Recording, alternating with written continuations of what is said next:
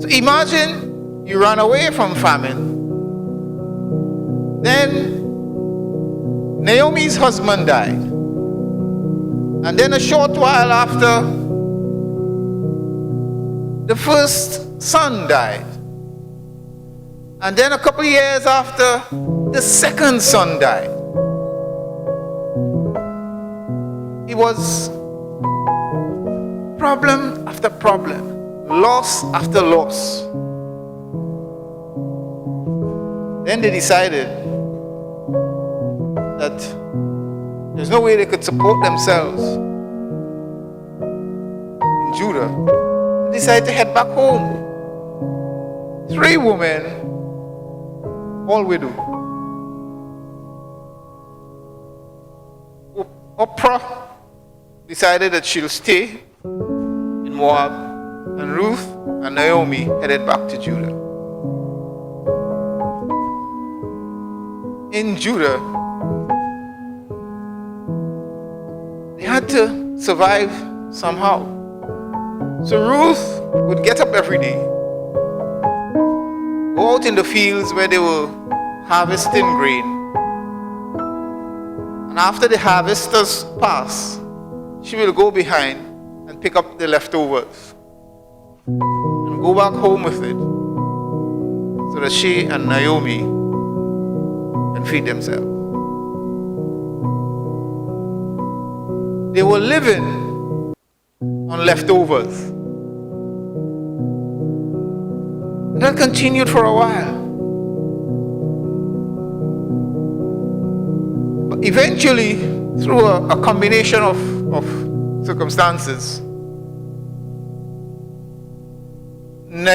Ruth met the man who owned the field, a guy by the name of Boaz. They got to know each other.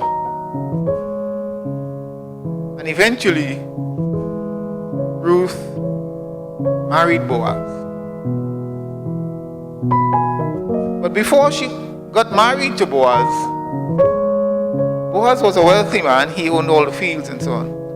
So he bought Naomi's deceased husband. He bought all the land that her husband had owned from Naomi. So Naomi came into an abundance. And Ruth now married Boaz and entered into a wealthy family. So she moved from living on leftovers in the field to owning the field.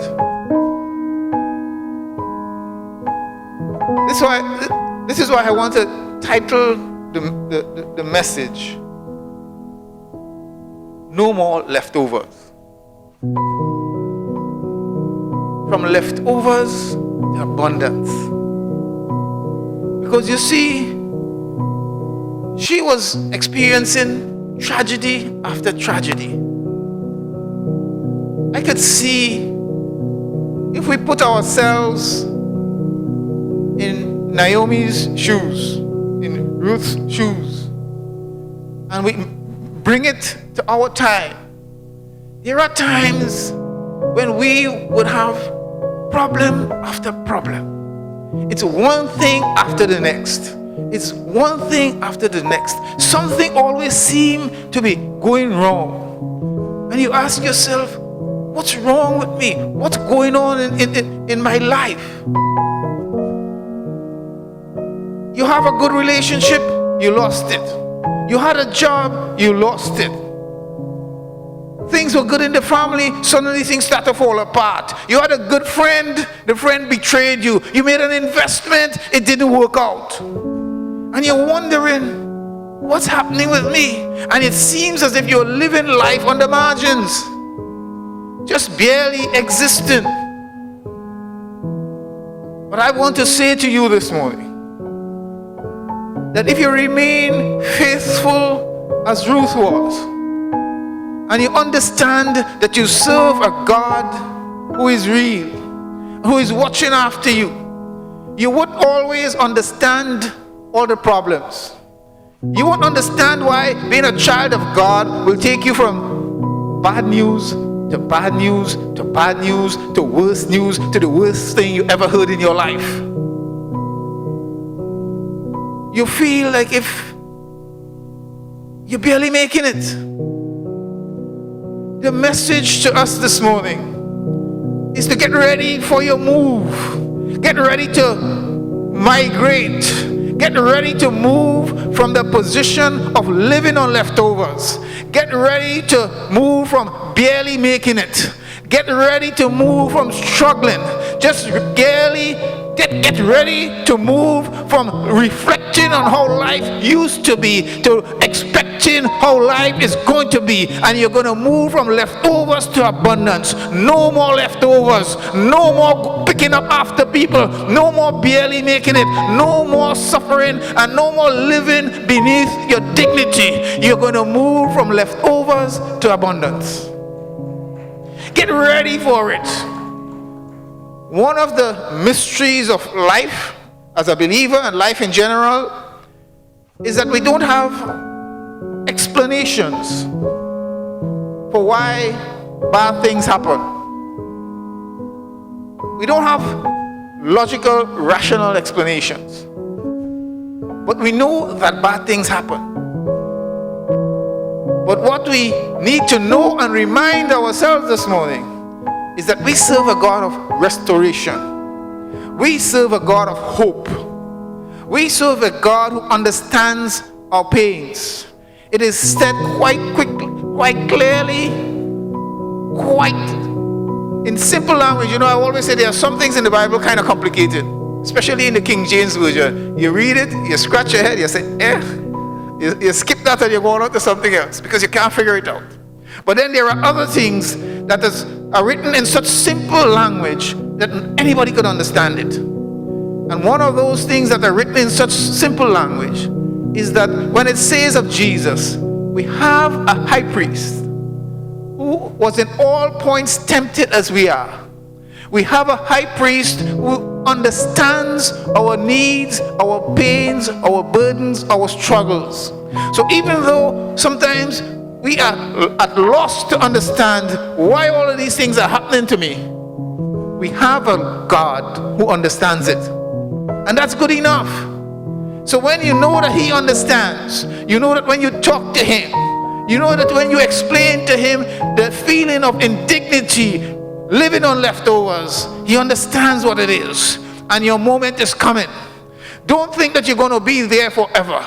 Don't think that this thing that failed is going to be forever. Don't think it's going to haunt you for the rest of your life. Yes, you may have lost a job. Yes, you may be living with barely paying your bills. Yes, things might be hard. Yes, you might be depending on all kinds of things to help you make it.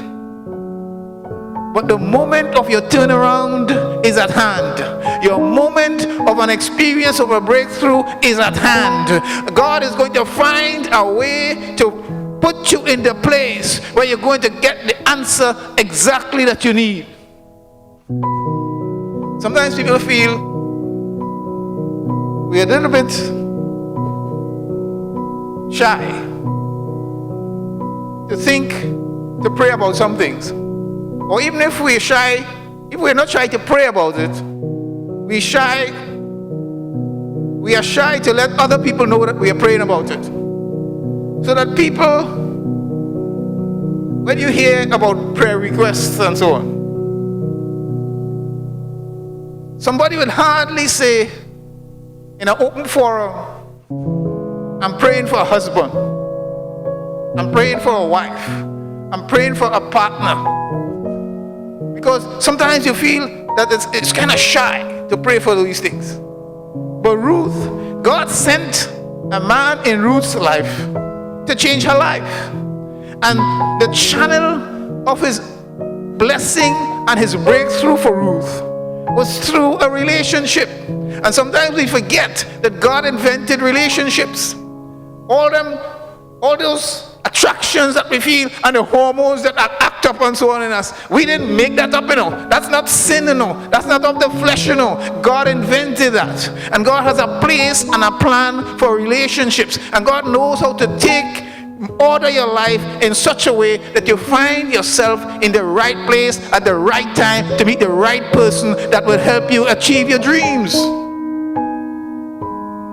But people don't say that openly. But the channel through which God fulfilled Ruth's destiny and caused his blessing and abundance to come upon her was through a relationship.